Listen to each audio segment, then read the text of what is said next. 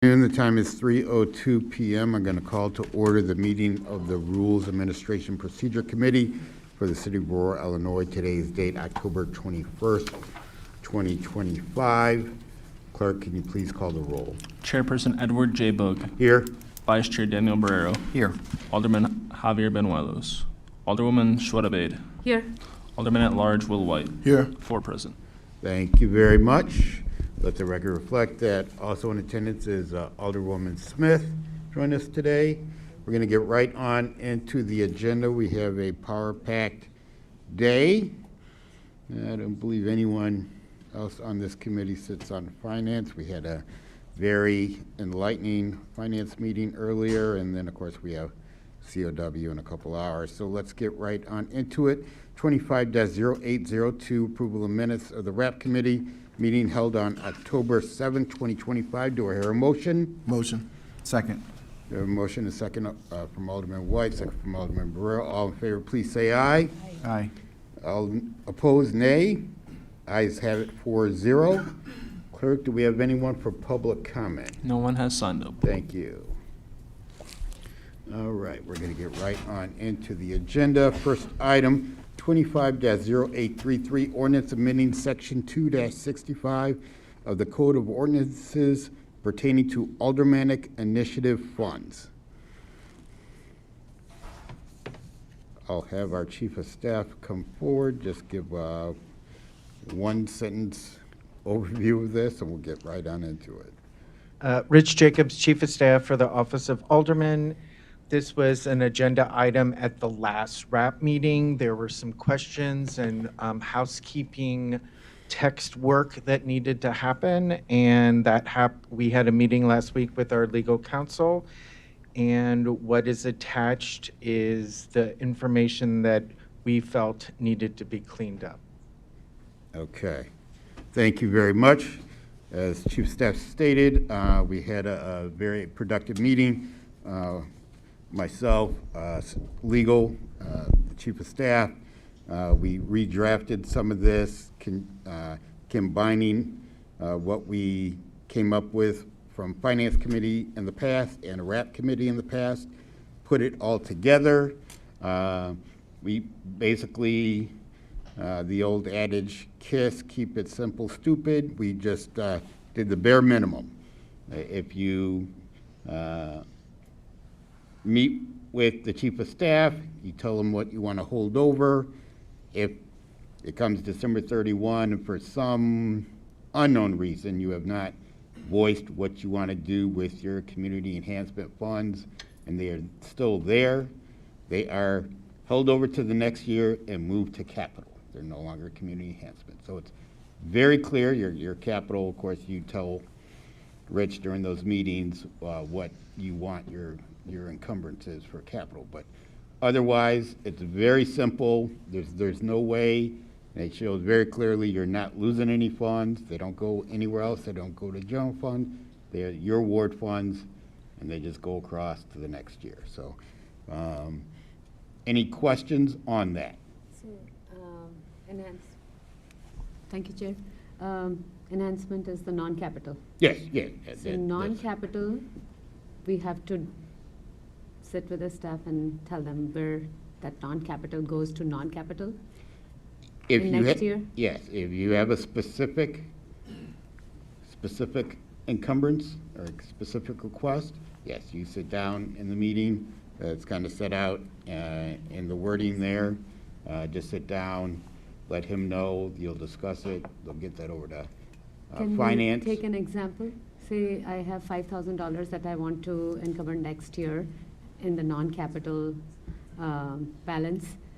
My 37.5 from next year will be 42.5 now?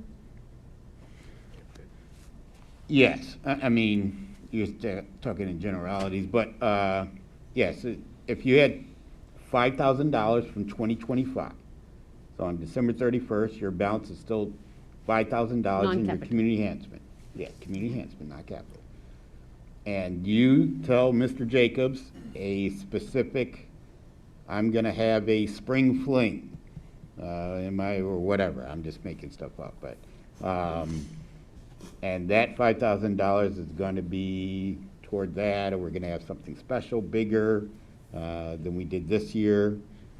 Yes, and that will be specific to that. You won't, you know, you won't be able to embellish on that. That's why it does say specific. You just have to tell him specifically what, you know, those funds are gonna be for in the community enhancements. And the capital balance from this year goes to the large capital Yeah, you balance. already encumbrance those in your August meeting with the chief of staff. So, yeah, that's, Thank you.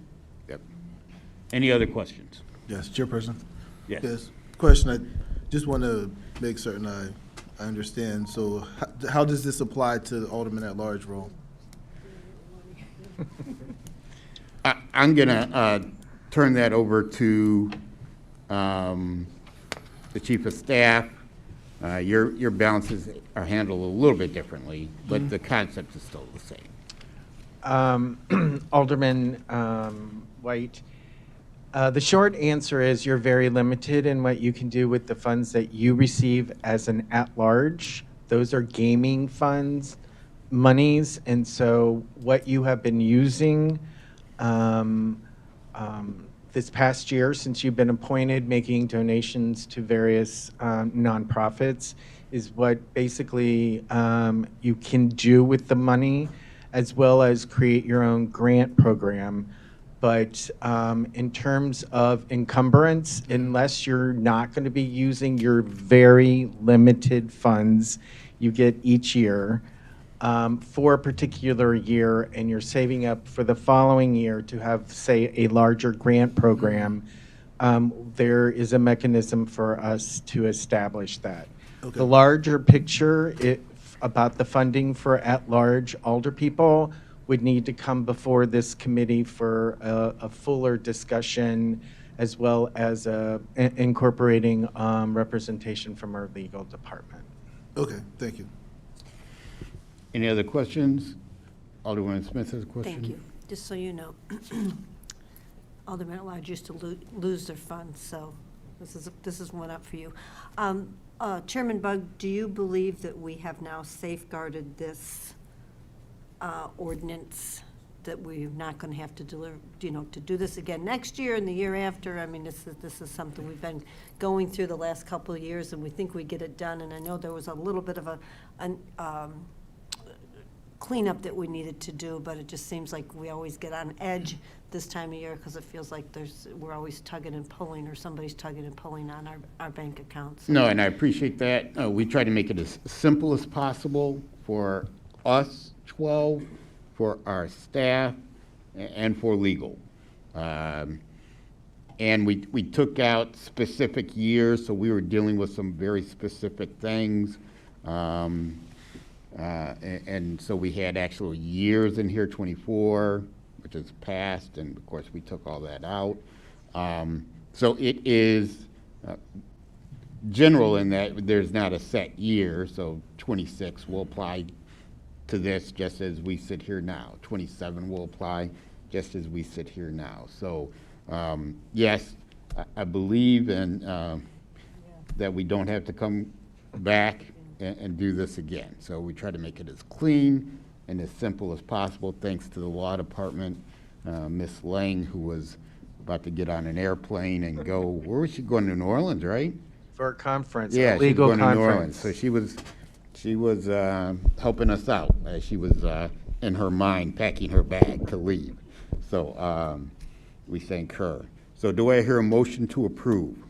So moved. Second. We have a motion from Alderman Barrero, second from Alderman White. All in favor, please say aye. Aye. All opposed? The ayes have it 4-0. Thank you very much on that one. Next, we have 25-0831, resolution authorizing some appointments to the Aurora Civic Center Authority Board. And talking to staff, we're going to go ahead and hold these. They're going to work a little bit more on this. talking to different people, so we're going to hold this here and take it up in the future. So returned items, 25-0820, resolution authorizing the expenditure of special service area tax funds in a total aggregate amount not to exceed $50,000 in the provision of staff support for the purposes of organizing an independent, not-for-profit organization to render special services within Special Service Area 1. Please go ahead. Hi, I'm Danielle Tofano. I'm the Downtown Economic Development Manager. We are bringing this item back because after some listening sessions with downtown businesses and property owners, to hear what some of their goals are as far as the future of the downtown in Aurora and the use of SSA1 funds to help reestablish an organization to help manage special services in our downtown. One thing became clear, that we needed to reestablish an organization like this. These services were previously done by Aurora Downtown, which was an organization that no longer exists at this point. And we've done the work to listen to the voices of the people who this money belongs to, the SSA1 stakeholders, and we're ready to help them move forward with their vision to revitalize our downtown.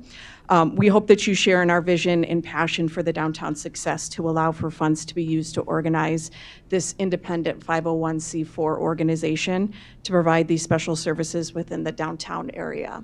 So I do have a presentation that I'm happy to share. A lot of the information we shared at council, you have a printout of it as well. Would you like me to go through the presentation? Sure. Okay. Yeah, Alderman White was not here. And let me, before you get into the presentation, let me apologize, and speaking to the wise Dr. Caputo. So I misspoke during our last time. So a SSA is not a traditional tax. It is a type of tax, but it's not a traditional tax. And I think some of the aldermen were being confused because SSA1 funds are not like traditional tax funds. You can't use it for a general purpose. You can't even, doesn't go into any fund. It only goes right smack dab in your SSA, and it can only be used toward the SSA. But so I misspoke a little bit, and I apologize to you and to your team. So love to hear the presentation and see where we're at with this. Thank you. So as you'll see on the screen and in the presentation in front of you, currently the SSA1 boundaries, the assessment rate on the properties within these boundaries is approximately 1%. And these boundaries were established in 1979 and expire in the calendar year 2026. So a lot of these conversations that we're currently having as far as establishing a new organization to be funded by these SSA1 funds, which then potentially recommending to them to expand these boundaries to include 110 Cross Street, River Street, and some of these other areas that are not currently in the boundaries. This is the perfect opportunity and the perfect time to be having these conversations as the current SSA1 expires in 2026. So Aurora Downtown was a nonprofit corporation made of these commercial property owners within SSA1. It was contracted by the city of Aurora to provide these special services within the district of the downtown. And their plan was to help revitalize the downtown with events like First Fridays and holiday window decorating and providing resources like small grants for the businesses within the downtown. There were lawsuits, there were leadership changes, and a lot of that kind of added into it being dissolved with, from 2024 into this year. And then the Aurora Regional Economic Alliance did assume First Friday's event responsibilities through the end of this year. So there was a lot of things that we took away in our downtown town hall listening sessions that took place in June of this year. One of those was having an independent downtown focus. So they wanted to move away from feeling like there was any type of buy-in by a chamber or any entity like that. They wanted to be an independent entity, which is why we felt, based off of their feedback, setting up an independent 501c4 to represent this downtown community was the best fit. Transparency and equity are foundational for them. a support of a hybrid model management where I would be helping with a lot of the administrative tasks, especially in the setting up of this 501c4 organization. I would be there to assist.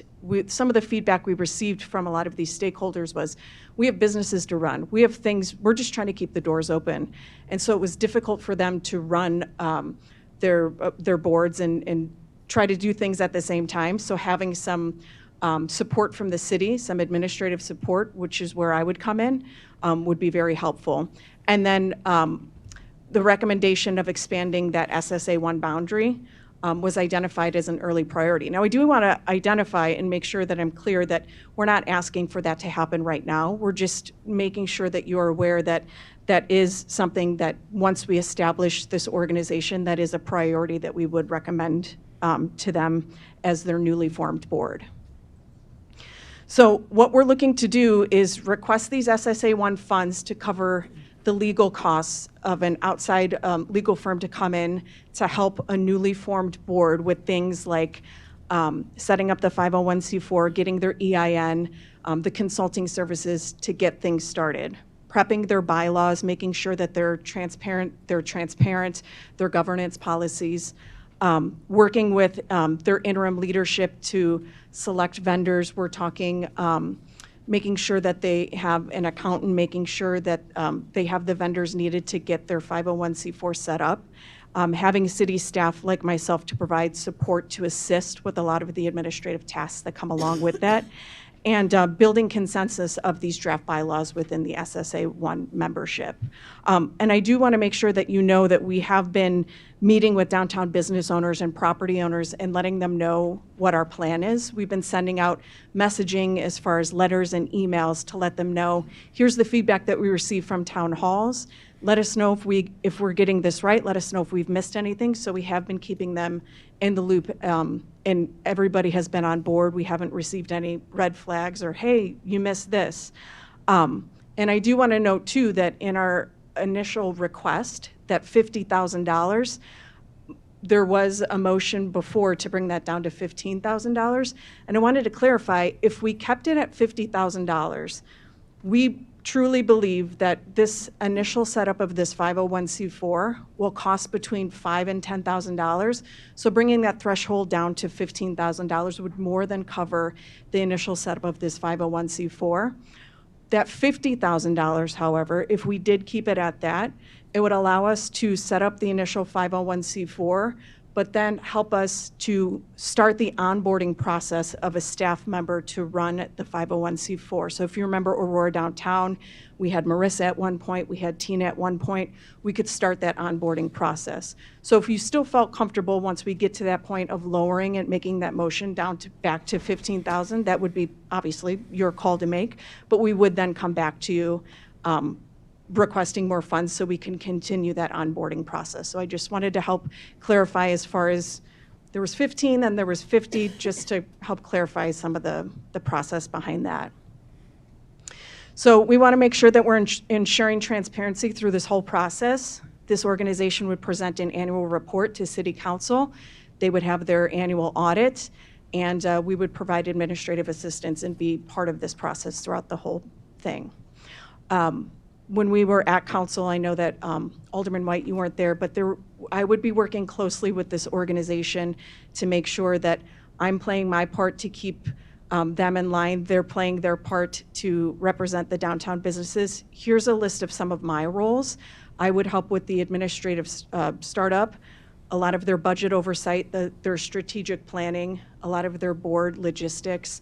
I would be their liaison to a lot of our departments within the city. There's a lot of people that work here. If they want to know who do I go to for X, Y, and Z, they can come to one person and I can help direct them for permits, for special events, to make sure that they get things done so we can streamline that process and assisting with board meetings.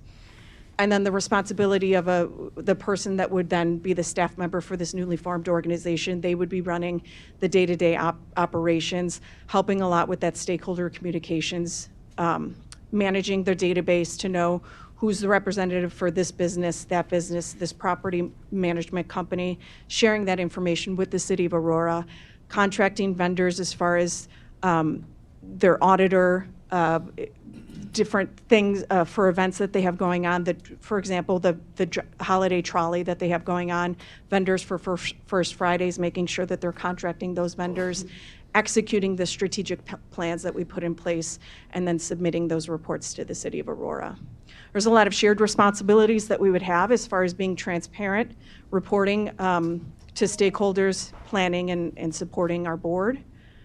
And we have a lot of different goals that we have as we form this nonprofit organization, being more transparent, making sure that we're supporting the events that work, like First Fridays. We're there ultimately to support the downtown community, resolving issues for our downtown businesses and cutting a lot of that red tape to do business within the downtown, beautification of our downtown, and supporting ACA as one of our cornerstones of the downtown.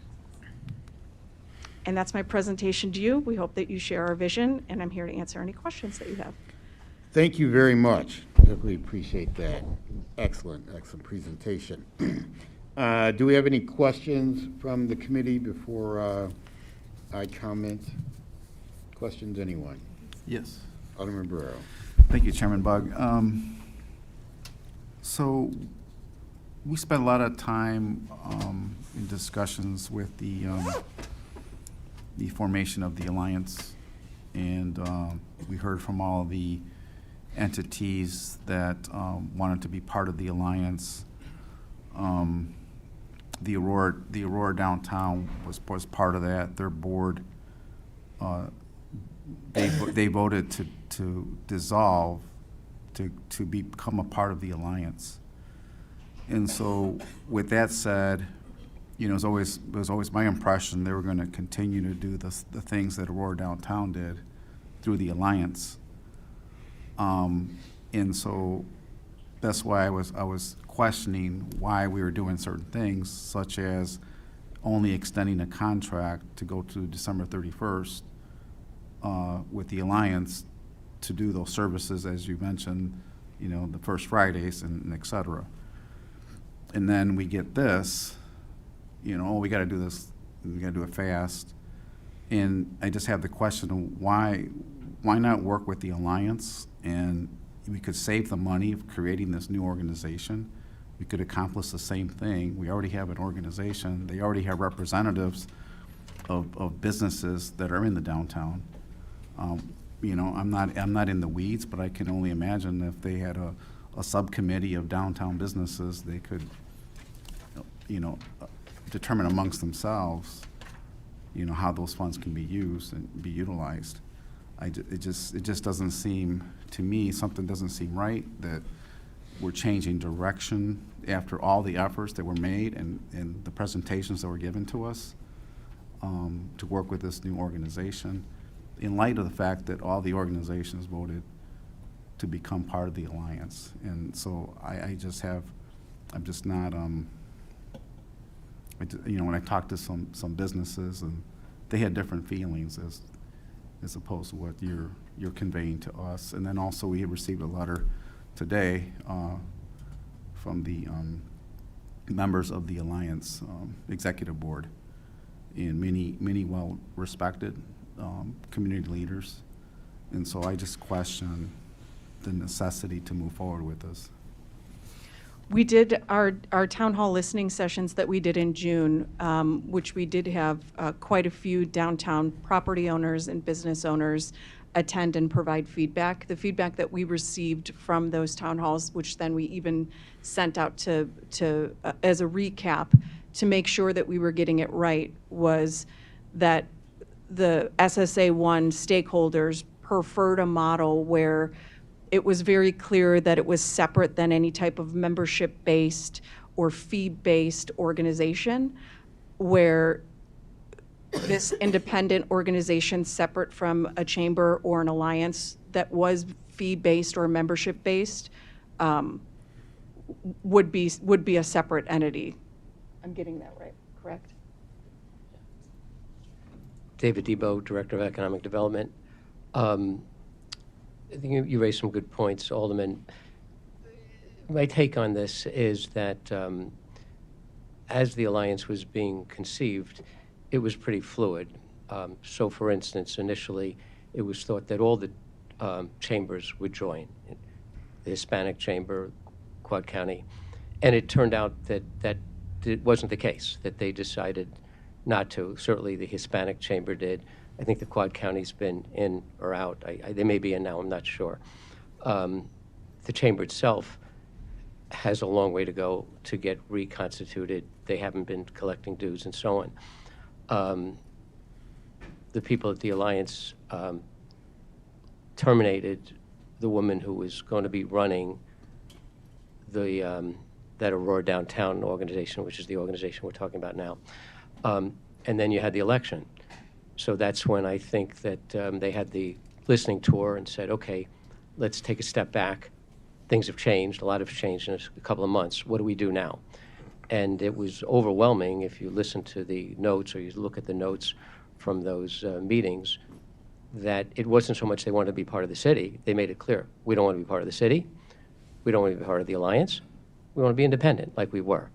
And I think that this is an attempt to move that along. Thank you, Mr. Debo. If I may, Chairman? Yes.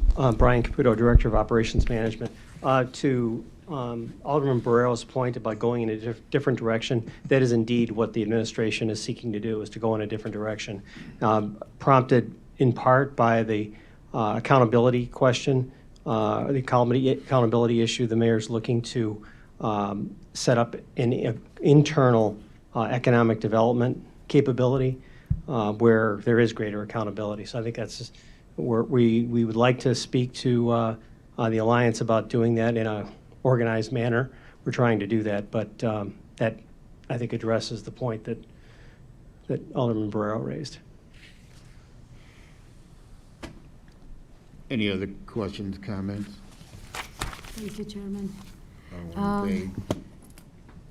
Daniel, we all received an email, and just for everybody's clarification, the SSA funds, Downtown Aurora organization dissolved in February of this year. So SSA funds have not been going to Alliance They since have, February? Is so that they true? have not been going to the Alliance, but since the agreement has been drafted, they have been sending, they sent a budget to us, a preliminary budget to us a few months ago. And since running First Fridays beginning in August of this year, they submitted an invoice for reimbursement, which we then submit and reimburse them for their work for First Fridays out of the SSA 1 funds. Okay. So monthly, they submit an invoice to us, which then we reimburse them for their work out of the SSA 1 funds. So another thing, we are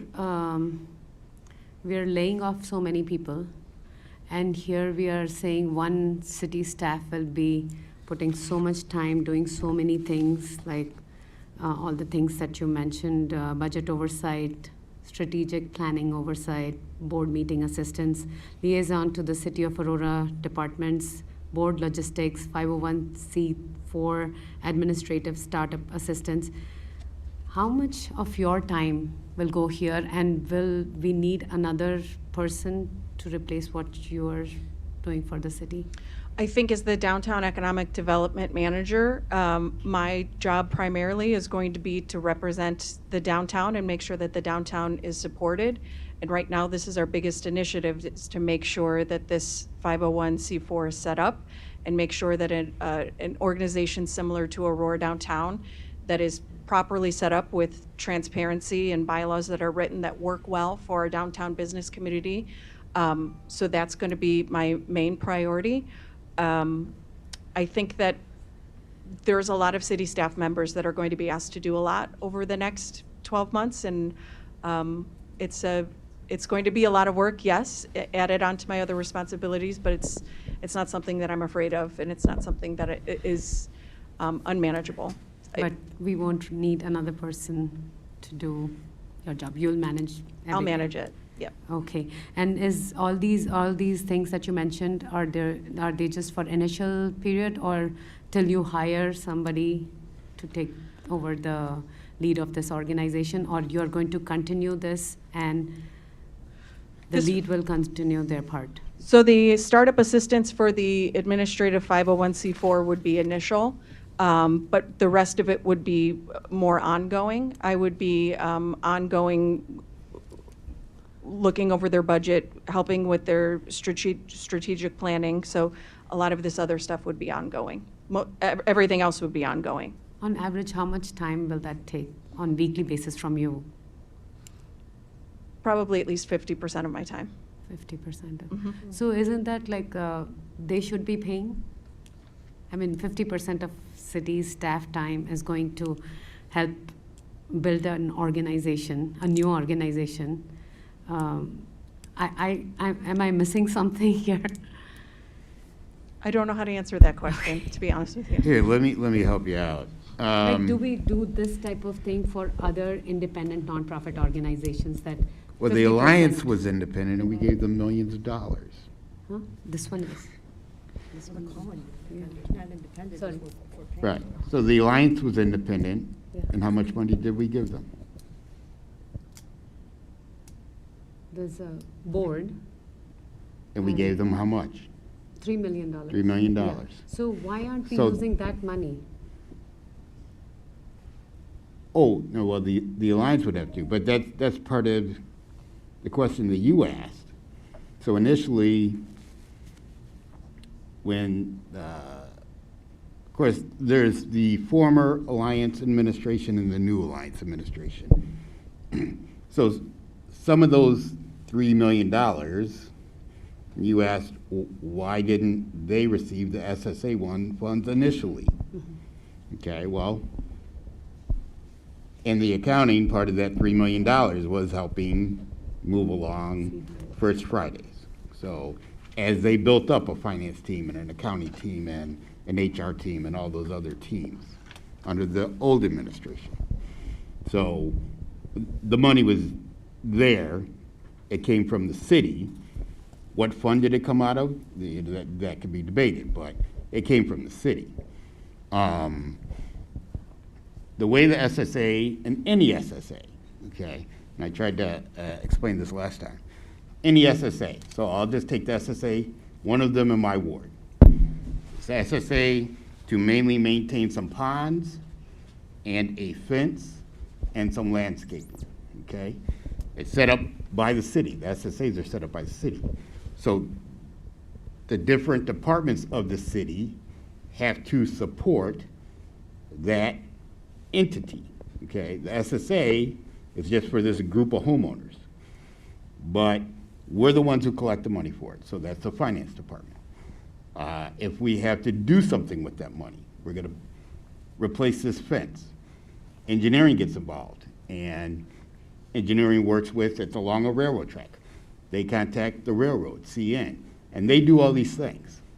The city does, all the different departments support that entity and moving the SSA along. So is that homeowners association, are they part of the city? No.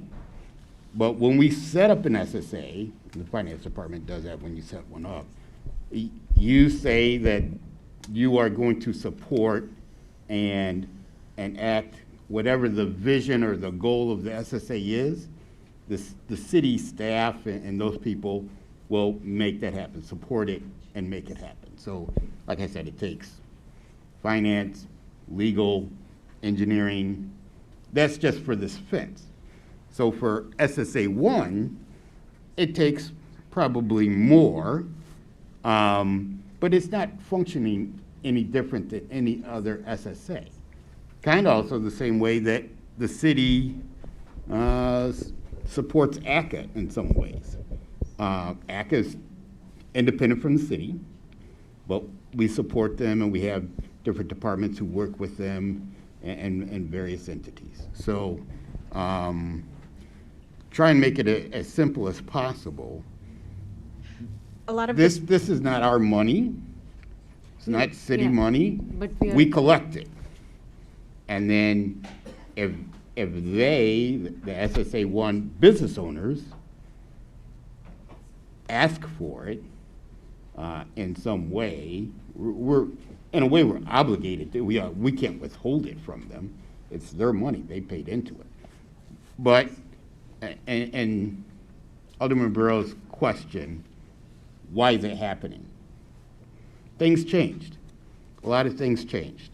And so I think some of the business members felt like, I remember how it used to be. We used to have this Aurora downtown, we used to have a board, we'd go to meetings, we would do different things. And then if we needed money for First Fridays or whatever, we would send a note over to, at that time, whoever it was, and they would get the SSA1 funds to move along their SSA. Things moved forward and they went into the alliance and all those things happened. Some things changed in the alliance, and now they've made it their intention that they kind of want to go back to what they used to have. So when they had the meetings, the town hall meetings, was Alliance invited to see like how to accommodate better? If like they first wanted to be with the Alliance and now they don't want to be with the Alliance, so there must be something both parties should have tried, that they work together well, and before creating a new organization again. Everybody that was on the email list that was provided to me from the Alliance was invited to those meetings. But they said they didn't know about the meetings, so I'm not sure. That's what we all. The listened. drafter of that memo said that. I know of business owners who are actually at the meetings. Restaurant owners, the person who helps run APS, he was there at more than one meeting. So executive board was invited to these meetings? Not only were they invited, some of them were invited, they were there.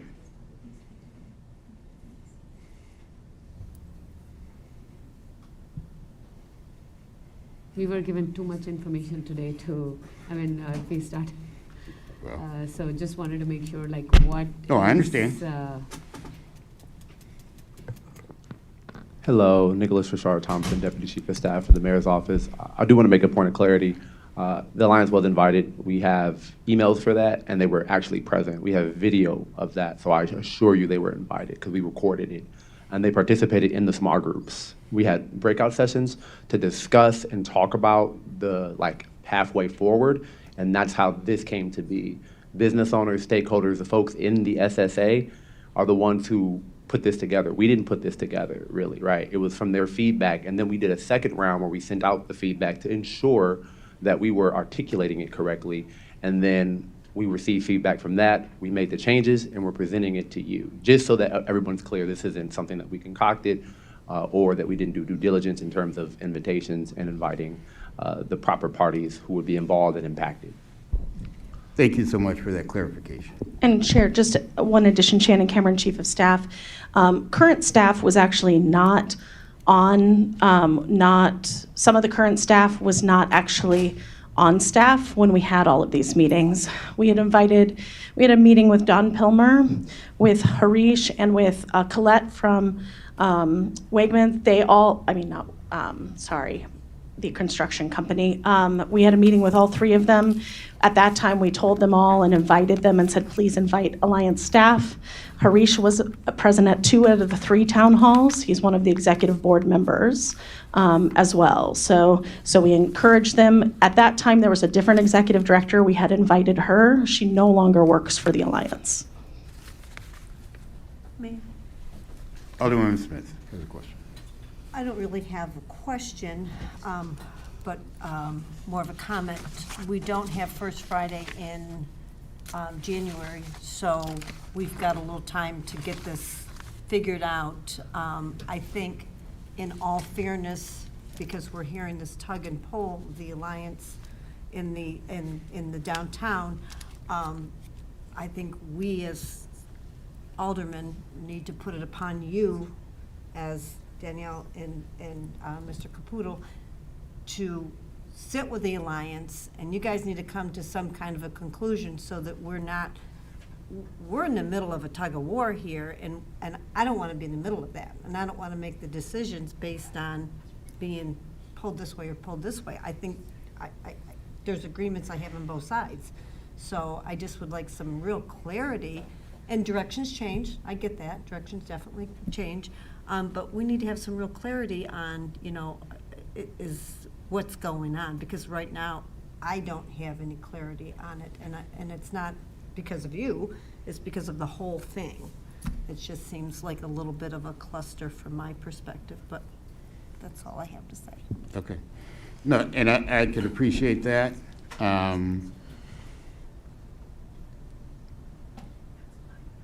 I think this is, as we go through, because this was sent back here, actually was at council last week. I think those discussions are happening. I believe that's part of Dr. Caputo's role.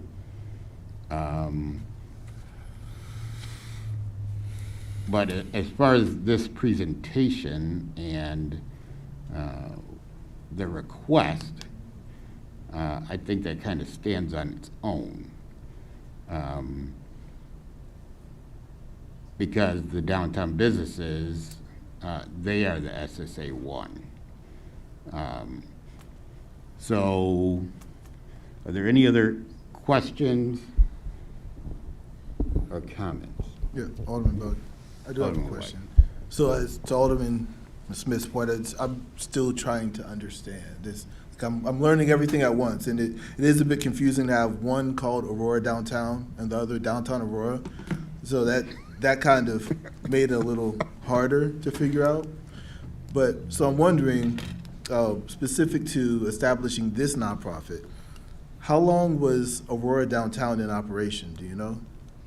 Aurora Downtown was established in 1970. Oh, okay. It's been around for a while. Got it. Okay, so it was around for a while, and then. A form of it was established in the 70s. Got it, It's seen okay. a few different iterations. Okay. But there has been an organization to represent the downtown for quite some time.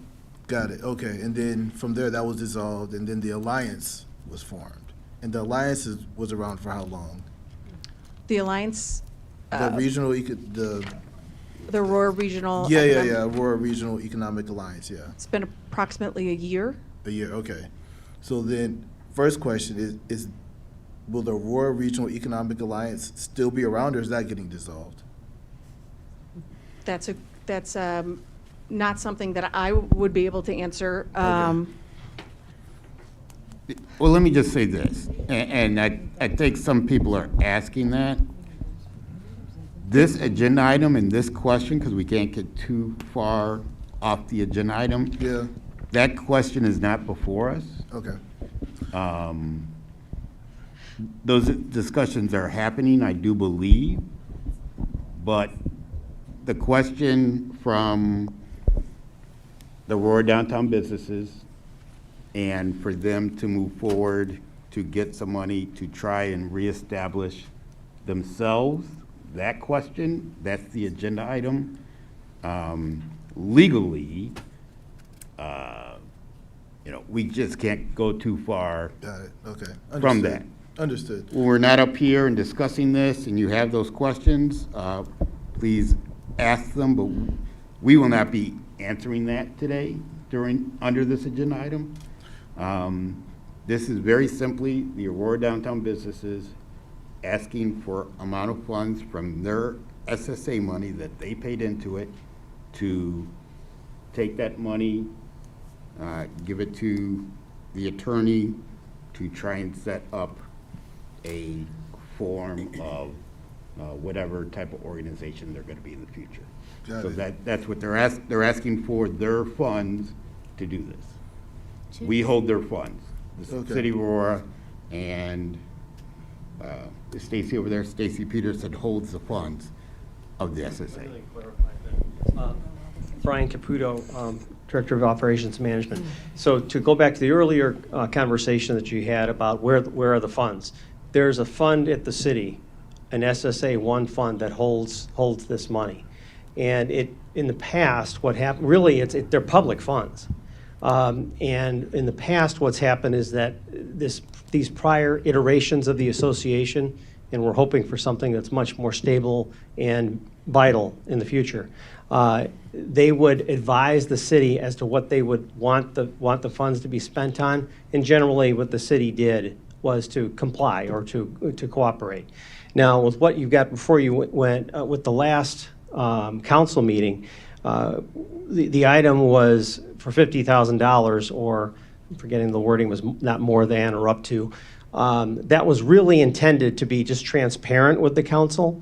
When it was reduced down to 15, or that was seemed to be your preference not to spend that much money, really the need for city council approval has pretty much gone away because it's below the approval thresholds. So, I mean, it could be handled that way, that the committee doesn't act upon it, because the amount being spent is so small that they can proceed. It's rather than getting twisted around like this, that might be a path forward. Yes, and I understand that. I was trying to relay that a little bit, that this is actually their money, and they're asking for it. And, So, yeah, so we're giving permission for Stacy Peterson in the Finance Department to release funds to themselves. Yeah, so, Um, so I appreciate that. That's helpful. I guess it's not no longer a question, just a comment. I just wonder if, of course they can do whatever, what they want with them, but that's great. And we have to approve that if it's at that threshold. But I just wonder if, 9 months from now, we'll be back with another iteration of a different organization with a different name. To me, it seems like it's doing the same thing as the other ones. But, I mean, but to your point, it's their money, they can spend it how they want, so. I suppose that could happen, but it's been a lot of work to get to this point, a lot of work. So I don't see that happening. Any other questions? Yes. I wanted to follow up on the listening sessions. So the listening sessions targeted the business owners in the SSA? And property owners. And property owners in the SSA. And so what was the purpose of that? Was it to find out what they wanted to do with the funds? I mean, I'm trying to figure out if this was, already planned before they even had the listening sessions, right? So the types of questions that were asked and all that, I understand there's inputs and ways to make it better, but, was any of that even thought of in conjunction with the Alliance? The purpose of those downtown town halls was to explain exactly how those SSA 1 funds were collected, what the purpose of them was for, because sometimes people don't even understand that those funds are available and what the purpose of them is.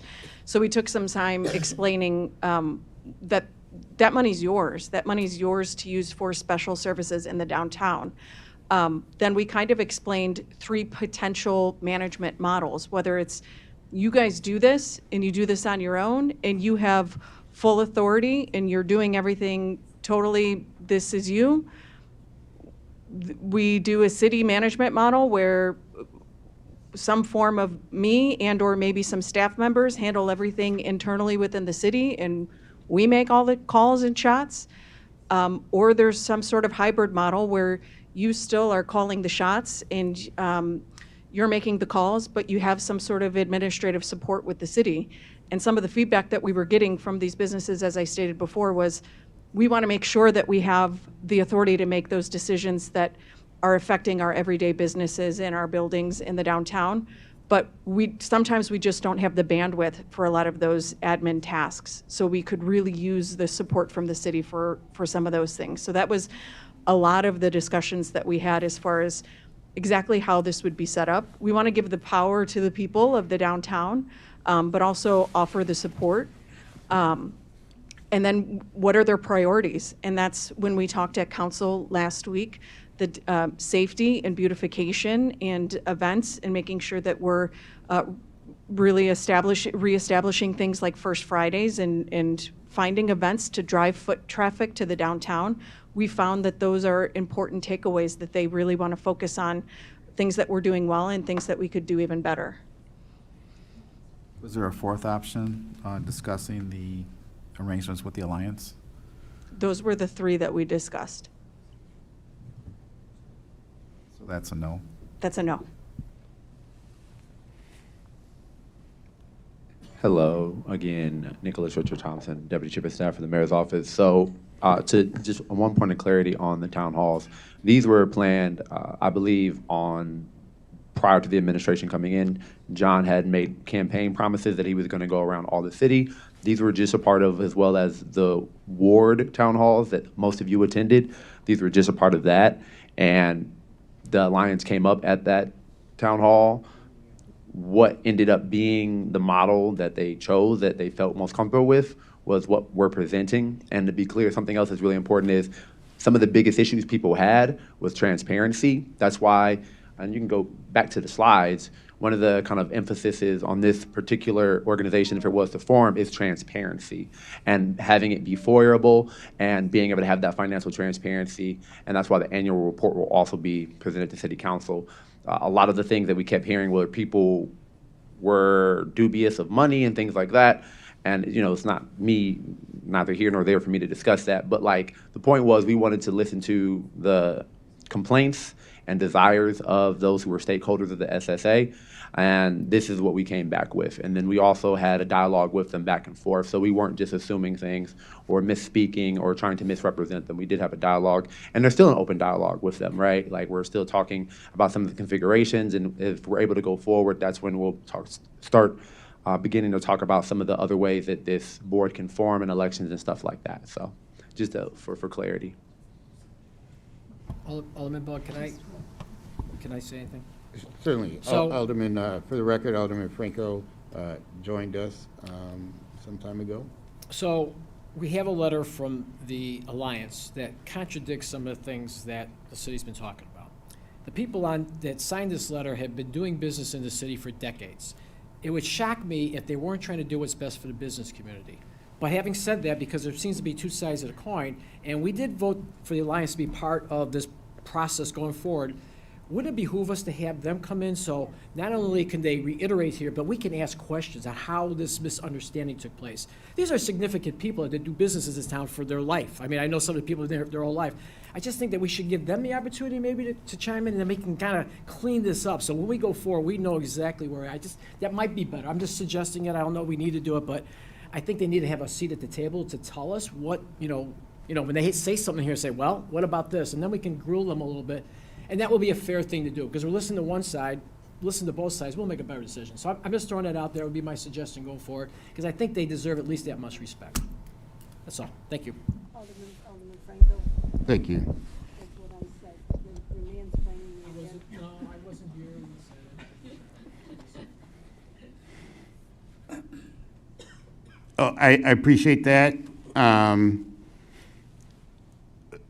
One thing you said, though, you said that the people who drafted the letter, I'm pretty sure only one person drafted that letter. The signatures at the bottom.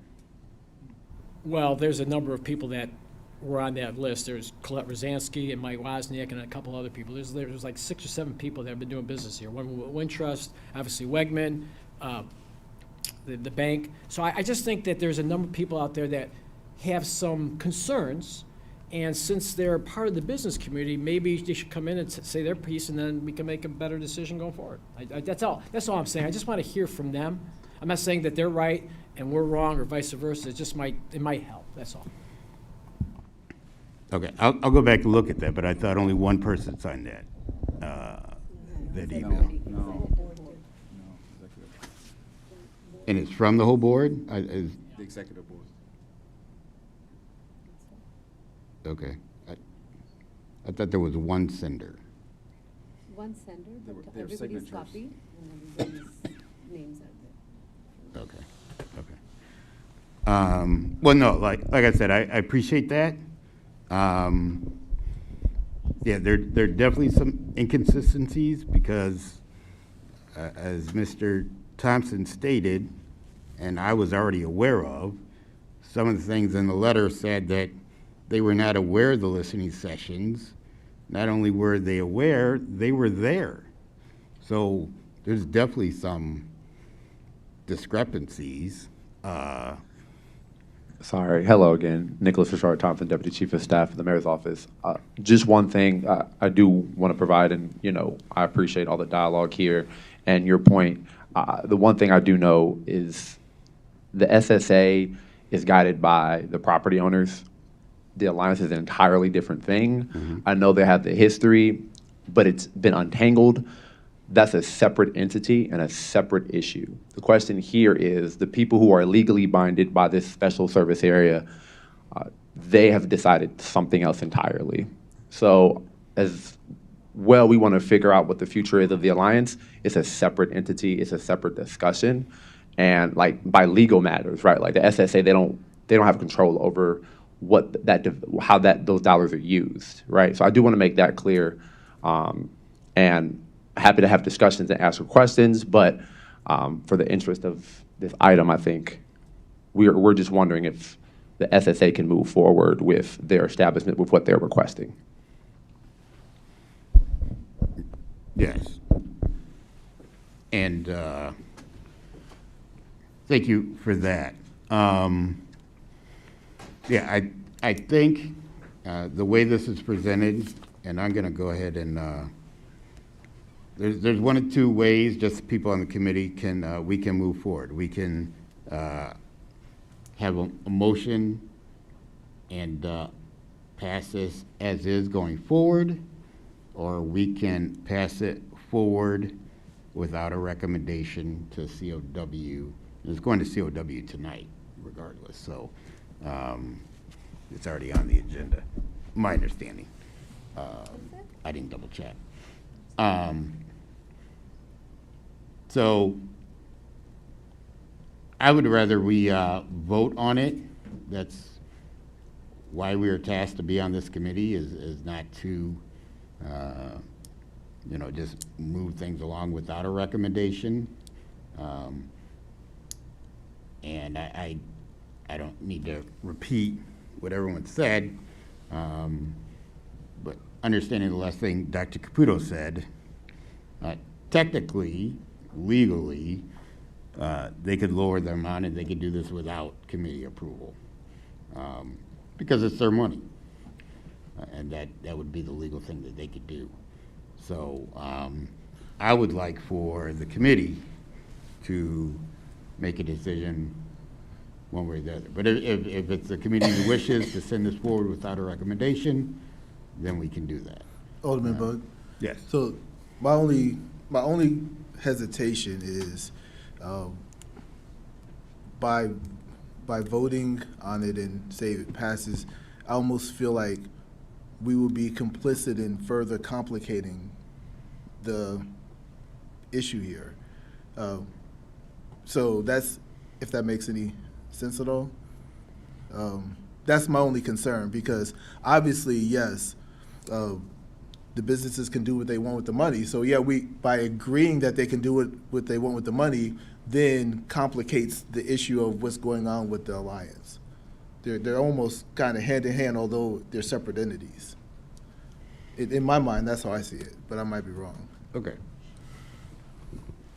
One more Other thing members I of the committee. wanted to ask was, when the alliance was formed, Aurora Downtown or Downtown Aurora, whichever that organization was, 10% of that organization had a chance to have a board member here.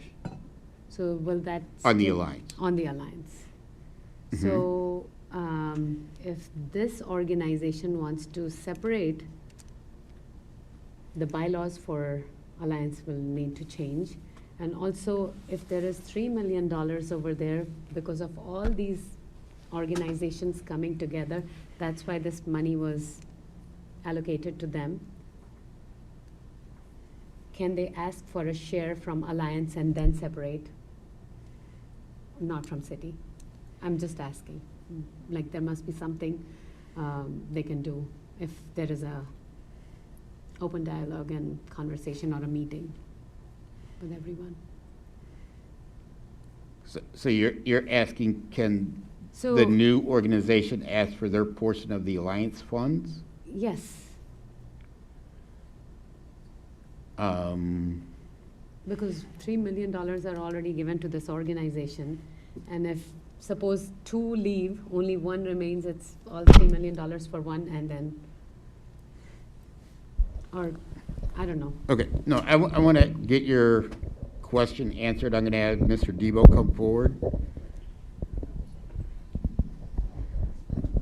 Because I think I know the answer to that question, but you're the expert.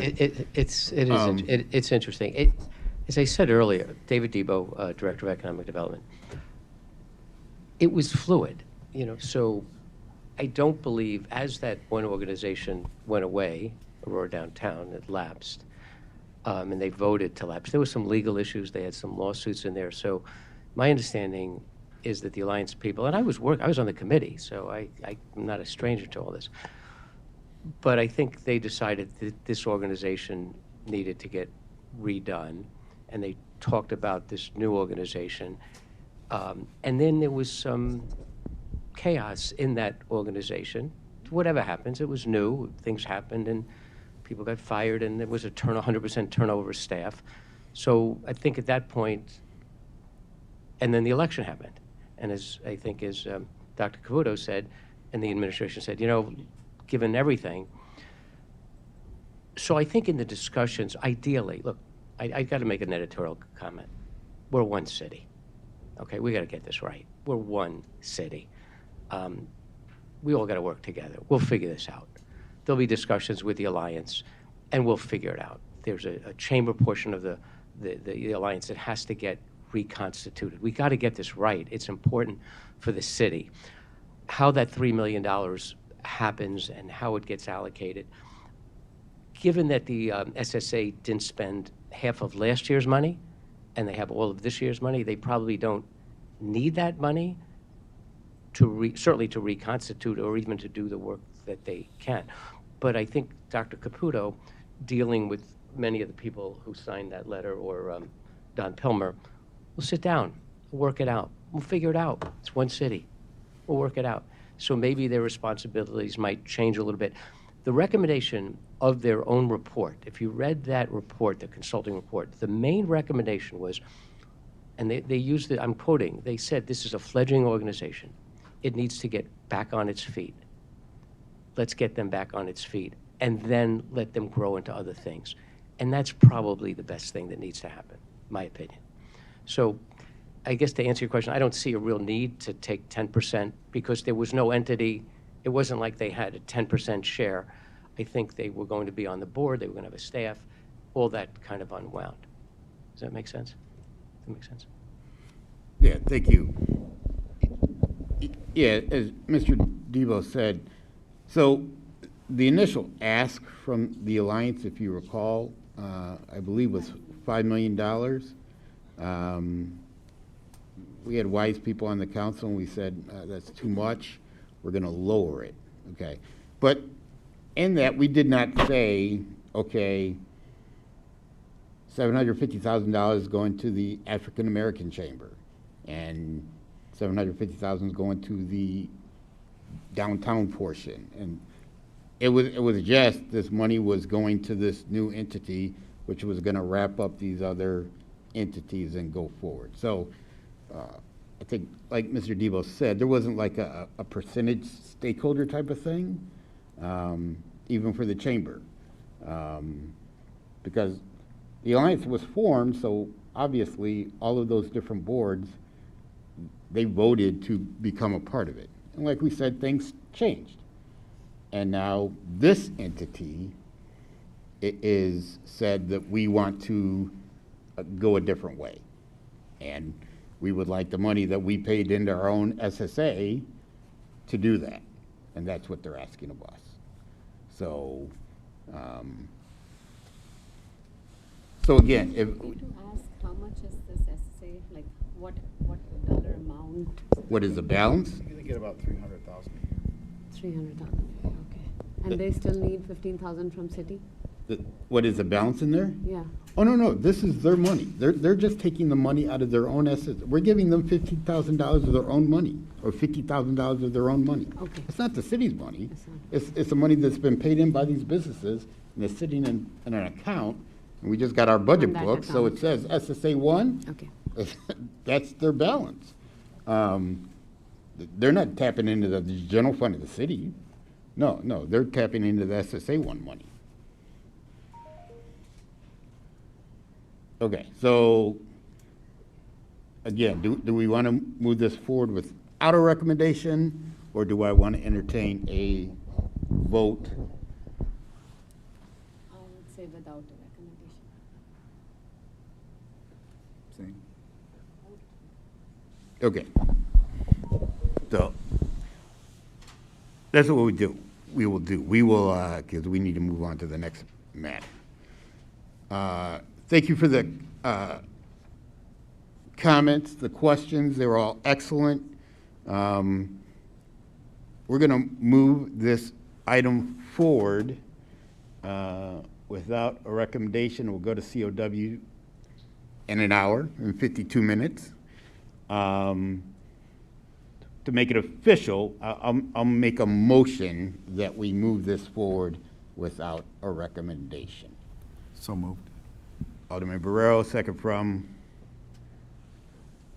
Second. Alderwoman Bade. All in favor, please say aye. Aye. Aye. All opposed? Ayes have it 4-0. This will move forward to COW without a recommendation. We will discuss that further. Okay, thank you very much. The next item and final item, we're going to have 25-0779, ordinance amending and adding sections 2-185, 15-130, 15-320, 15-321, 15-322, and 15-354 of the Code of Ordinances of the City of Aurora pertaining to the disclosure of economic interest, campaign contributions, lobbying, and the use of city property and the city seal. Thank you, Chairman. Shannon Cameron, Chief of Staff. So I have taken all of your questions from last meeting. I didn't receive any more via email, but did everything that we went over in last meeting. I attempted to address and then also add that information. Did send that out also on Saturday for everyone to make sure that they received it. We have, I'm just going to go through some of the changes that we've added in here. The big thing to think about is who this really affects, certainly the candidates or employees, you know, current electeds, but also really these parties are people that are currently doing business with the city, wishing to do business with the city, or are lobbyists. Those are the really impacted parties here. So in covered person, we did, thanks to Alderman Barrero's comment, did make a change here. So the definition that we set forth will be in section 15-130. And in that, it has, what we have said is that a covered person is either from the first campaign donation received or the first petition signature solicited. So it could be either of those, because to your point, Alderman, it was like they could be fundraising for months and weeks and not have to do this. Now, they don't, we are, as far as this in general, that could be still up for debate, and certainly happy to hear your feedback on that if we want to look at that further, but I did want to mention that. Also, Alderwoman Bade mentioned that Political Action Committee was not called out. I have called that out now in this explicitly. Both Political Committee and Political Action Committee are fully in this new ordinance, an edit of the ordinance. So that is fully in there throughout, as I'm sure you've seen. The other is the, also Alderwoman Bade brought up the idea of immediate family, or the question on spouse and children. So we added household or immediate family, just to make sure that that was clear. There's a new definition in the first page of that, so you have that full definition also there. As far as cash donations, I know there was a lot of talk about that last week. the $500 cap is limited to those who are currently doing business with the city or want to do business with the city. So I just wanted to point that out to make sure that's clear. Also, Alderman Bug pointed out a question regarding the $150. So we have changed that, shifted that a bit, so you can do up to $150 from a singular donor in cash. After that, if you do receive more cash, it just needs to be itemized and disclosed. So that's the only difference there. As far as also, talking about what I know Alderman Barrero had asked for us to point out specifics, and although they're pretty specific here of what we're going to ask for you to disclose, which are the 6 questions, here's what it would look like.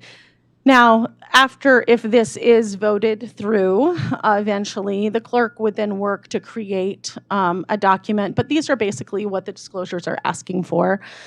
Sources of income, entity for which you derived income, ownership and interest, creditors' debts, property, professional or business relationships, and gifts. Some of the gift stuff is already in our code under Chapter 15. Now know that we're not editing every part of the ethics of Chapter 15, only parts of it. Our Chapter 15 is very long. This is only certain sections. So again, Alderwoman Smith asked us to do some comparisons to the state, comparisons to other cities. So I have that all in there too. I'm not going to go through it, but I put it up there for you all, sent that out so you had it and could look through it, but it is all there for comparison for you. And then as far as other things, there was a question from Alderman Nunez last time regarding city property and soliciting fundraising on city property. For example, the Phillips Park Golf Course. He mentioned having like a golf outing there that his PAC may do. Currently, we have adjusted a bit of that language, but I think it was a candidate, elected official, or political committee subject to this article may accept cash contributions of any amount. Wrong section. All of that is new though on page 13 and 14. Actually, I think that if maybe your Dana can confirm, there's not much about city property on page 15, and it reads to me that we made no changes there. Is that correct? We made no changes. Okay, thank you. All right, so city property reads as I had stated last week that that would not be able to happen. It's same with the state as far as that goes. Also, there was asked for some examples of pass-through, things like that. So the idea, I know, if a political, I know some things that were brought up, like a politician wanted to donate funds, a political party, they would not be allowed to do business with the city for 4 years.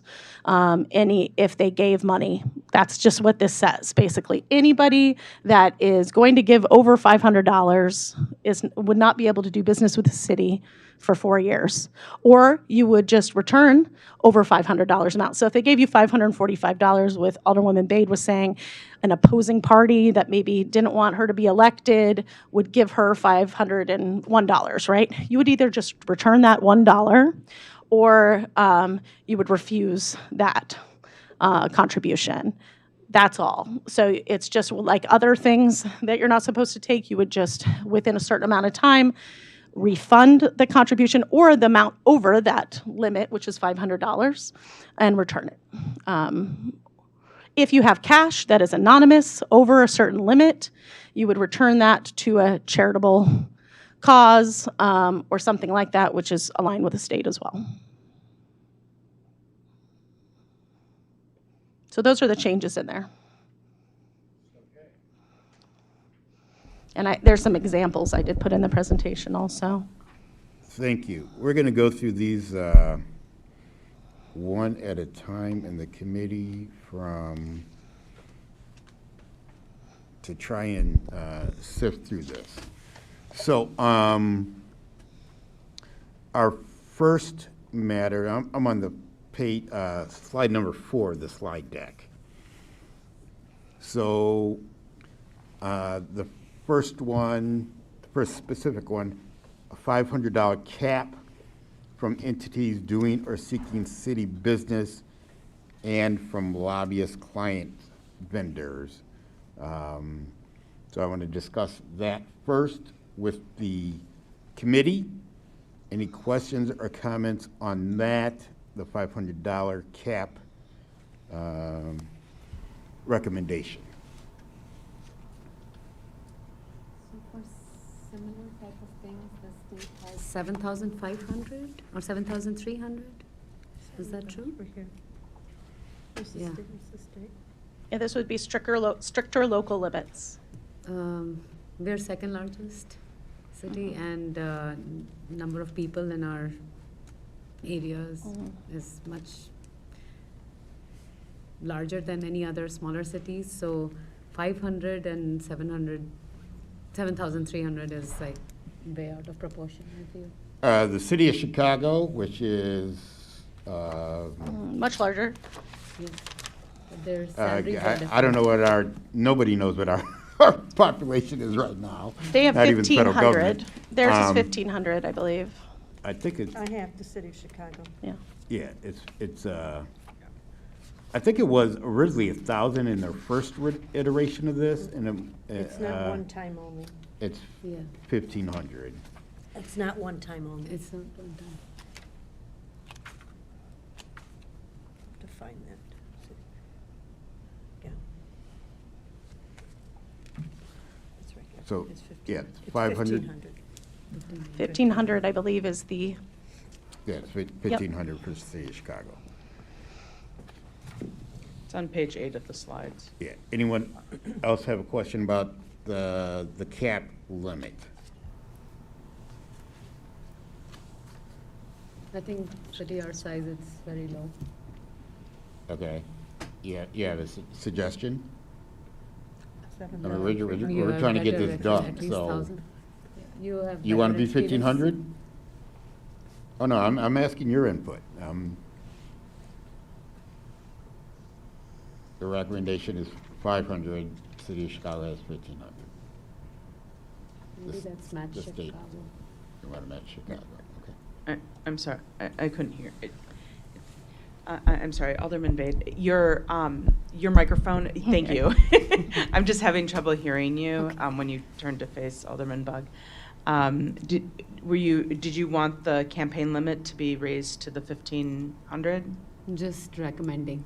I have so many other things that I need to discuss. This is one of the easiest one to talk No, about. that's Okay, fine. yeah, I guess, I guess I would want, if Alderman Bug is willing, I would just want to know if that's the consensus, or, before we make more changes, I just wanted to get a sense of, do we want to make that change to 1,500, or is that something we want to keep, or we want to split the difference, or, just let me know. Yeah, I'd like to hear from the other members of the committee.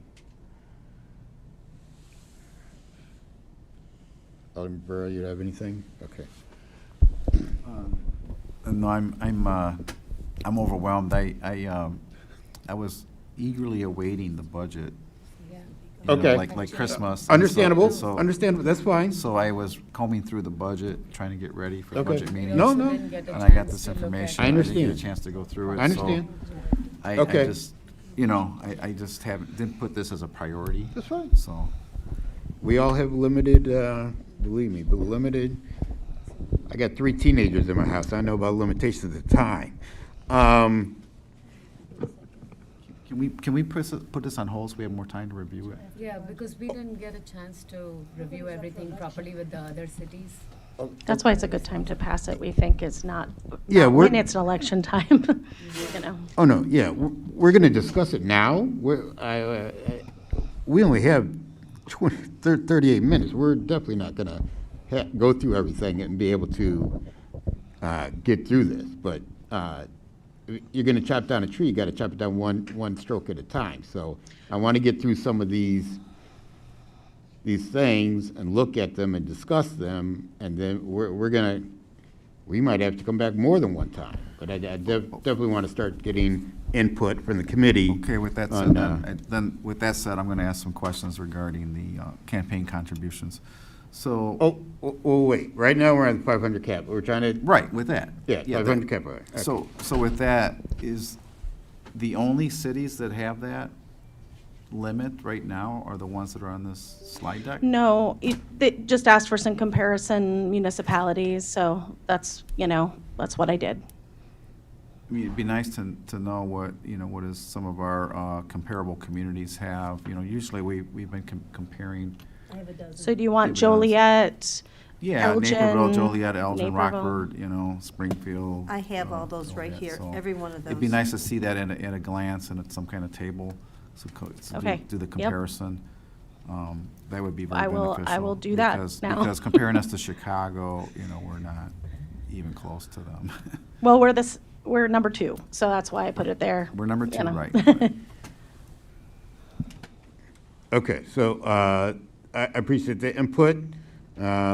So with the recommendation from, this is 500, we discussed 1,500, or maybe somewhere in between that, so we could start to look at that.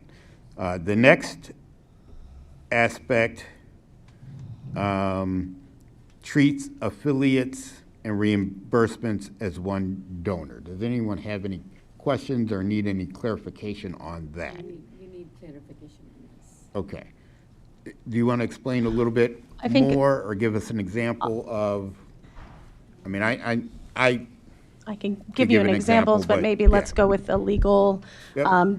definitions of those things first, and how it's illegal considered one. So the way, I'm not entirely, I guess I'm not sure what the question is, because I think it's self-evident, but that's my problem, right? So I think the easiest way is that what we're trying to do is close some of the loopholes that Alderman Bade mentioned last time. So, some of the loopholes that were identified were things like PACs, or, we had language in there that was maybe less, I think we had spouse and minor children, and you had some concerns about that, so we changed it to immediate family, and then we provided a definition of immediate family, which is like household. So, I mean, that obviously, it can be tinkered with, but the purpose is that we're not doing straw donors, right? So we don't, to close the loophole for straw contributions. So someone's not utilizing their, their significant other or something to make a straw contribution, or they're not using their business to make a straw contribution, or utilizing, some partner or something. That's the purpose of it. So it's the definition is laid out in the, you have the definitions. Part of it's the immediate family, and then part of it, when you get a little into the. I'm sorry, I'm looking for the page number here on yours. Sorry.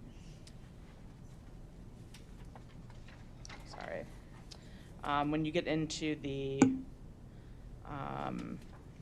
limitations on contributions, it talks about, who can make those contributions, and it's for purposes of this section, it defines that, sorry, I think it's on page 11 of your document. Shannon, I just want to make sure that my page numbers are the same, because I'm using the Word document. That, it's essentially that, you can't use an employee to make a donation on behalf of you. If you own a company, you can't, put the donation in the name of your employee, because that's a straw donor. You can't get around the rules by using, a parent company or a subsidiary.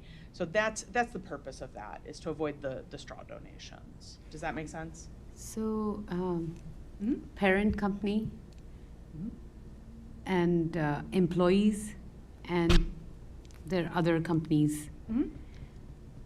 A person donates from parent company. How do I know that the other company is affiliated or a child company of this parent company? Mhm. And So, how do I know all the employees that work at, they could be my friends or somebody's candidate's friends. How do they know this company owner has donated? A friend who works at that company, is he considered as an affiliate? How is that? Let me help there. As a candidate or an elected official, when you report to the state over a certain amount, you have to get their name, Yes. you have to get their address, you have to get where they work. You have all that information. But parent company and child company, I need to know every company who has sister companies or parent companies. Isn't that an affiliation?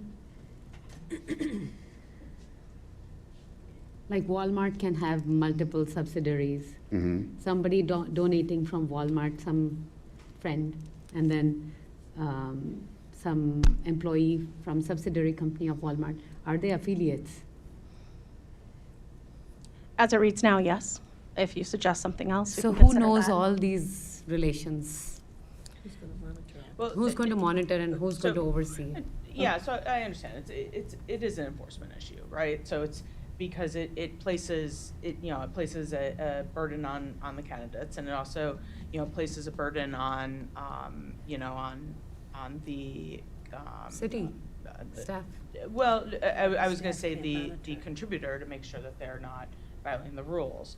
I want to clarify something, just so that we're not, to make sure we're all talking about the same thing. So when I say employee, the reason the reimbursement piece is in there is employees have a First Amendment right. They can go and contribute to any campaign. They have a right to do that. So it's only if the company reimburse them, because that would be a straw donation. Okay, I just want to make sure we're all on the same page there. So so I admit it is a little messy, because it's going to be it is going to be a little hard to track down. You have shell companies, you have messes, right? That's hard in the legal world. That's hard for law enforcement. That's hard across the board. I get that, but I think that without having any language, then it allows it. It just allows it. So essentially, what you're the alternative is to allow it, outright. By putting in this language and prohibiting it, when we do find it, we can take action to prohibit it, or we can take action to move on it. So I think that, and the action is they're limited on what they can do, so that company is limited on what they can do with the city, what they can request from the city after making such a contribution. So it may not be as easy to enforce as it's not like everyone wears a big light on their head saying who they're donating and what their reasons are for. I get that, and there may be businesses My main concern is it's tough for the person who wants to enforce it, but think about the candidate, a first-time person who's running for an office. How will they get access to this, that these companies are affiliated, or like what place they're breaking the law? So we don't want to discourage anybody from running just because they see these complicated laws they don't understand. And also what I feel is, why don't we take the language that state is using and implement our amounts and maybe enhance on that instead of creating our own language? Because is the state not doing the right thing? And also, is the DuPage County Ethics Board, they don't have defined rules, what we should follow.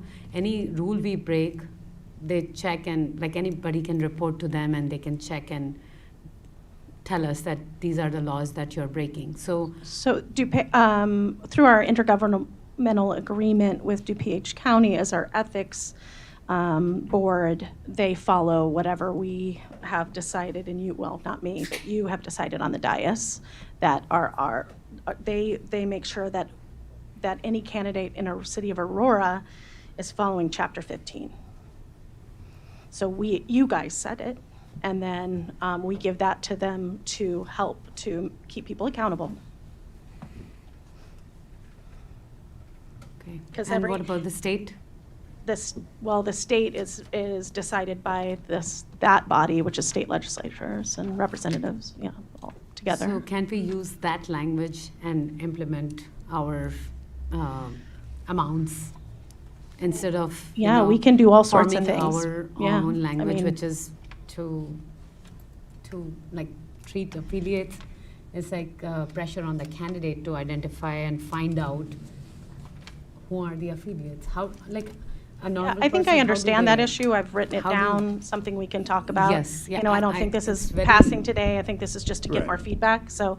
And as a candidate, I think we can move on. you're obligated to do your due diligence. But do So- they have access to find all the Okay. affiliates? So if someone comes to you later on and says, Corporation Xerox is an affiliate of Walmart, and you find that out, you're obligated as a candidate to give back the amount over the 500 or 1,500, whatever we decide upon later. That's the rules that's set up by the Illinois State Board of Elections. So, I mean, we're being called to do our due diligence, and we already are as elected officials. So, yeah, will you be able to know the connection of every business in the city of Aurora? Of course not. But if someone comes to you and says, Jake's Plumbing is underneath, this contractor, and they both gave you $500, then you as a candidate. $500 would be okay, but 502 would be an Right. issue. Well, no, I'm saying if you, Oh, they yeah. both gave 500. Together, aggregated. Right. Yep. Then at that point, okay, now I know that Jake is right underneath that contractor, and they both gave me money. And I'm obligated to report that and correct it, not only from the city side, but also from the state side, whatever the rules are. So, now, I'm not gonna quibble on tax versus an individual, gifts and things like that, but you understand what I'm saying. You do your due diligence and you do your best. That's, I think, what we're trying to create here, so.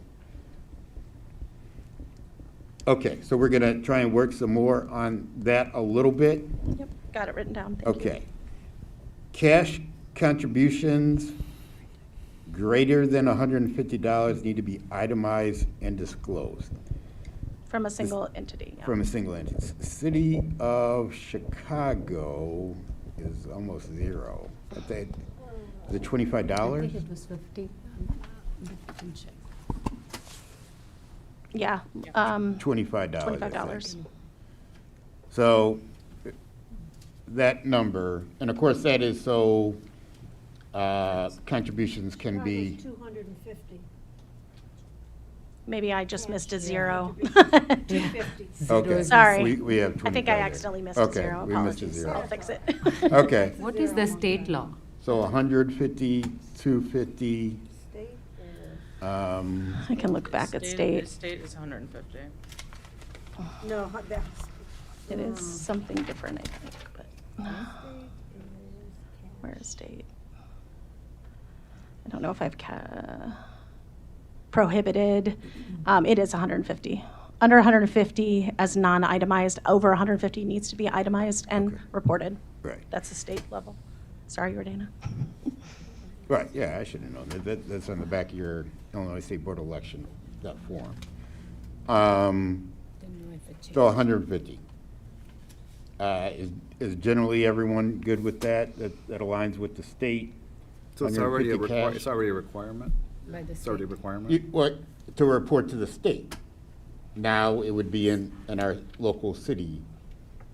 It's, addition to it's the the same, really, Yeah. because all you're doing is disclosing things in the city, and then you disclose similarly to the state, right, of those. You just have to probably disclose more to the state now. You're not disclosing everything necessarily, itemize that sort of financial portion to the city. You're still disclosing it in all of your financial reporting, campaign reporting. So this would align with the state. Everyone feel good about that? I'm good with that, but Mike, so you're saying we're gonna have a separate financial report that we have to file with the city in Nope. addition to what's filed No, with I'm the saying state? exactly the opposite. We already do file. You're the doing the state. disclosure form now once a year rather than 4 times a year with more I'm questions. talking about the 150, that's reported to the state. Yeah, That is so- reported to the state. So the comments from last time were that the cash contribution that we wanted, that you wanted it more in line with the state.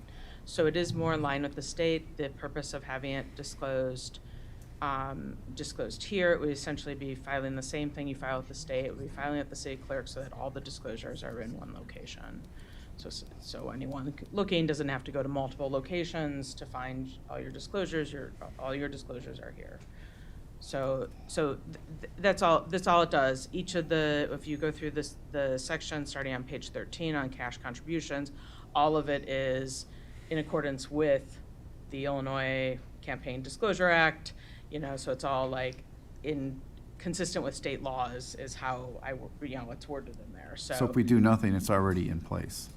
It's in place. All that's required is that you need to send it to the city clerk as well. That's all.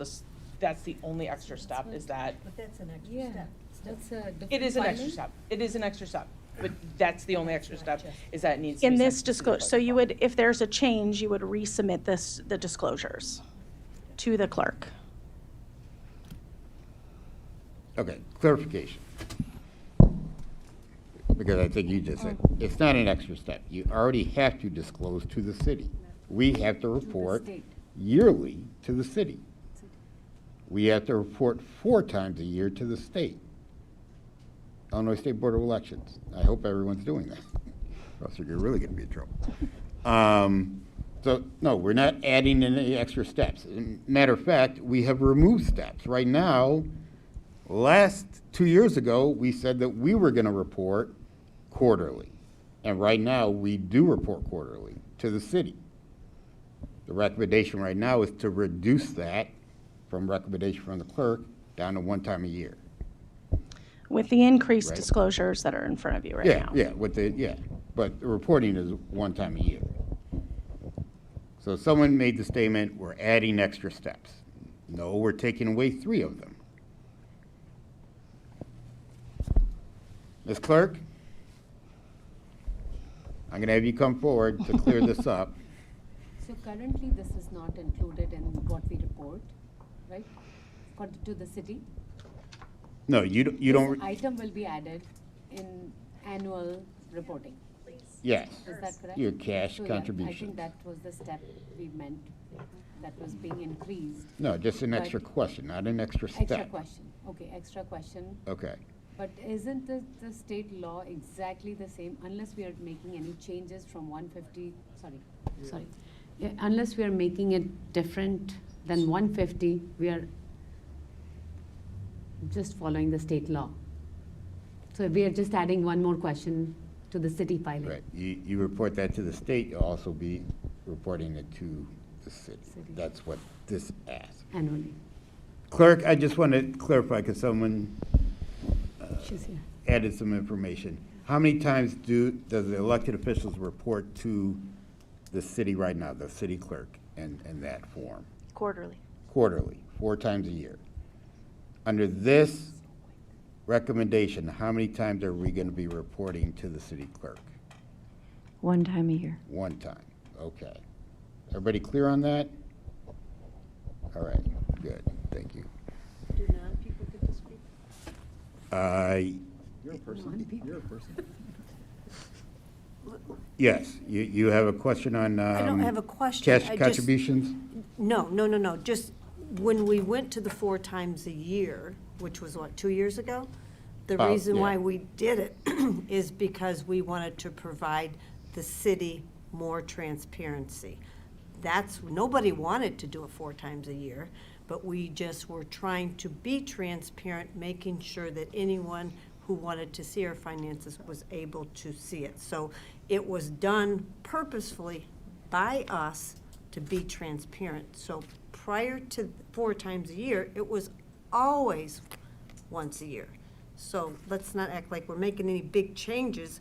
The changes are in our favor, because now we don't have to do it 1 time a year, but we are taking away the transparency by doing it 1 time a year versus 4 times a year. So if we're gonna talk the story, let's get the whole story out there. If I may, Chair. Okay, I appreciate that. I was just making a clarification. Someone said we're adding extra steps. We're not adding extra steps. That's what I was discussing. What we're trying to do to add transparency is more thorough disclosures, because right now it's just a few questions and trying to add all 6 there. But you're right, we could change this to quarterly as well, Okay. whatever you want. So I think everyone is good with $150 cash contribution. They don't want a higher number. Well, I mean, you have to disclose to the state 150, so, I mean, is that number good with everyone? I just wanted clarity, so it could be confusing. Obviously, if somebody writes a check, they can give more. This is just, if somebody Yes, hands you- because it's the anonymous, because a check has to go through a bank system, a credit card, there's a charge for that, where I can give you a wad of cash and you don't have to account for it. So it's saying that it's clear that you're stating who it's coming from over $150 and itemizing it. so- Now, an ethical candidate reports it all anyway, right? And I'm sure all so of if you somebody do. gives you $200 and you disclose it, why was there a cap? That's what I'm trying to question, because I know people that don't carry their checkbooks with them, and they go to fundraisers and, here's $200 bills. That's fine, you just have to itemize it and disclose it, that's all. It's $150 is not itemizing it. If you get 200, then you have to itemize it and disclose it. That's all. But could you clarify that? Yeah, so if I give you $200, I then mean, you in the just, language. on your reporting, Yeah. you have to just write it down and say who gave it to you. You have to say Shannon Cameron gave it to you and that I work for the city of Aurora. I understand, I'm talking about in the language, In the language here? Yeah. yeah. It Thank you. is, like towards the end. Let me find it.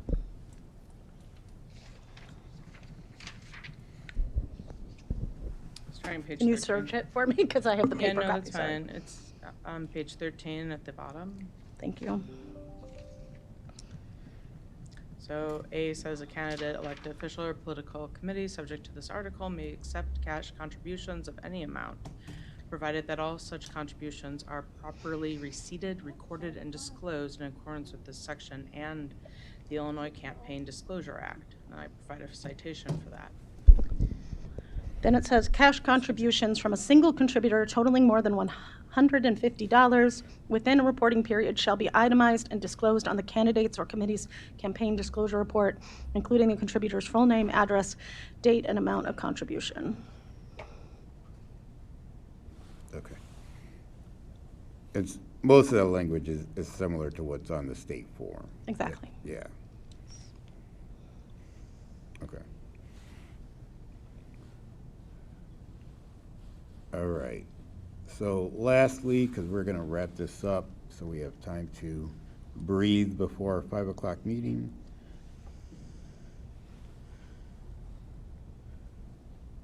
Well, I tell you what, let's stop there. I think we have a number of things to work with. And and I'll just say, totally understand, you're trying to go through the budget, definitely a priority. Please send any other clarification, questions, anything my way as you're able to make time to go through it. Be happy to address them within this and make changes as we did prior. Thank Alderman you. Bug, can I ask a question real quick? Certainly. Shannon, you mentioned before that if a political party gives you, let's say 500, you go above that party can't do business with the city for 4 years. Correct. In a nonpartisan form of government, give me an example how let's say the Democratic Party would do business with the city. I'm not sure how that works. since we're It not- shouldn't. So it's an example that's not, I mean, come on. I mean, I'm just trying, I mean, I'm trying just to break saying this it- down. We're putting things out there, though, that's not germane to what we do. If So there's when we something make you want to- comparisons, we need Well, to make no, comparisons that are realistic.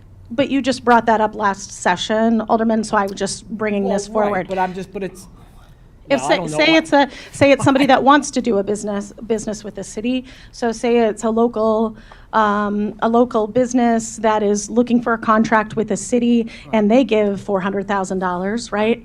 Let's even say it's Well, less, let's say it's $10,000, right? 11,400, Sure, which is what the state says. 11,400, so you would have, if they made that donation to you, and you know that they're already in the process of seeking a contract or have something in there or currently have a contract under the city, you would need to give back everything but that $500. That was not my point here. You just made the comparison about a Democratic Party or Republican Party, whatever party it is, Right, doing business any with the party. city, but they can't because we're nonpartisan. So I just want to make sure we tie this down to realistic things with what's really could happen here. Businesses, obviously, and I agree. real quick, I'm sorry, Alderman Bug, I'm going to make, real quickly, I just don't want to hamper people that are living here in the city, doing business here in the city, not being able to support their candidates as much as somebody in Springfield. That's all I'm talking about. And we shouldn't really be, I don't think we should be talking about political parties because it's not germane to who we are. And that's the only point I'm making for today. And I just brought it up Right, because you okay. brought it up last, Sure, and I was just okay. trying to make sure I met everybody's Right, questions. okay. I'm happy to consider, if you want to, an additional thing about political parties or somebody in Springfield to add to the ethics ordinance, I would be happy to consider it. Okay. All right, I just Yeah. want to make sure. All right, that's all I'm Because saying. I think Okay. we're all aligned on No. that. Okay. And I agree. So, and that's the first point under that, and then we're going to wrap up, so we have a little break. That first point is dealing with businesses that do business with the city. So That's if really all you're it is here about. in the city, you are welcome to donate to whoever, Mm-hmm. the 12 of us, 13 of us, whoever. That is not a problem.